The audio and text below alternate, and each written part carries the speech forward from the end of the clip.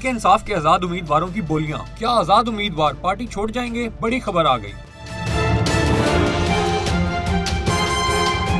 Election करीब है और तहरीक इंसाफ को बतौर पार्टी इंतखाबी निशान नहीं मिला। इस पर सलमान अकरम राजा ने लाहौर हाई कोर्ट से रुजू किया हुआ है, मगर अभी तक तहरीक इंसाफ के उम्मीदवार आजाद उम्मीदवार के तौर पर इलेक्शन लड़ रहे हैं। हर पार्टी यही चाह रही है कि आजाद उम्मीदवारों को साथ मिलाकर हुकूमत बना लें। इसके लिए chairman People's Party Bilawal Bhutto ने भी कहा है कि वो आजाद उम्मीदवारों के साथ मिलकर हुकूमत बनाना चाहते हैं। इन्होंने तहरीक इंसाफ के कारकुनान को भी कहा है कि वो पीपल्स पार्टी को कामयाब करवाएं। मुस्लिम लीग नून इंतकामी कार्रवाई कर रही है, मियां नवाज शरीफ तहरीक इंसाफ से बदला लेंगे। इन्होंने पीपल्स पार्टी को जितवाने के लिए पीटीआई कारकुनान का साथ मांग लिया। इन्होंने एक और जलसे में भी कहा कि इलेक्शन में सरप्राइज देंगे, आजाद उम्मीदवारों के साथ मिलकर पार्टी बनाएंगे।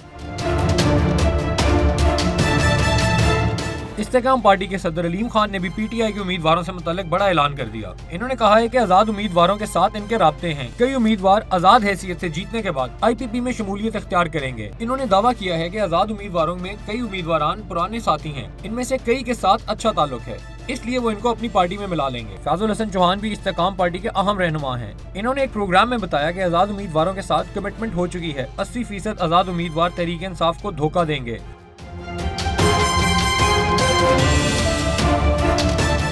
इन्होंने दावा किया है कि 33% के करीब आजाद उम्मीदवार जीतेंगे जो पाकिस्तान इस्तेकाम पार्टी में शामिल हो जाएंगे, और वही जीतेंगे जिन पर केसेस मामूली नौयत के होंगे। इन्होंने ये भी दावा किया है कि वो सब उम्मीदवार तहरीक इंसाफ से दस्तबरदार हो जाएंगे। मंजूर वसान ने अपना ख्वाब सुनाते हुए कहा है कि आजाद उम्मीदवार जीत कर पीपल्स पार्टी ज्वाइन कर लेंगे। इनका कहना था कि आम इंतखाबात में पीटीआई के उम्मीदवार 30 से 40 सीटें हासिल करेंगे और वो पीपल्स पार्टी को ज्वाइन करेंगे। ऐसा महसूस हो रहा है जैसे इलेक्शन में पीपल्स पार्टी जीत रही है। याद रहे कि इलेक्शन 2017 के रूल 94 के मुताबिक आइंदा इंतखाबात में आजाद उम्मीदवार कामयाबी की सूरत में इसी पार्टी में शामिल हो सकते हैं जिसको इलेक्शन कमीशन ने इंतखाबी निशान जारी किया हो। इस रूल के मुताबिक तहरीक इंसाफ के आजाद उम्मीदवारों को किसी न किसी पार्टी में शामिल होना पड़ेगा। वो तहरीक इंसाफ के उम्मीदवार नहीं रहेंगे। तहरीक इंसाफ के साबिक वजीर तैमूर झगड़ा ने भी तस्दीक की और कहा वो मुतबादल ऑप्शन पर गौर कर रहे हैं। इन्होंने कहा कि हम अदालत से भी रुजू कर सकते हैं और Tehreek Insaf intra party election पर भी गौर कर रही है।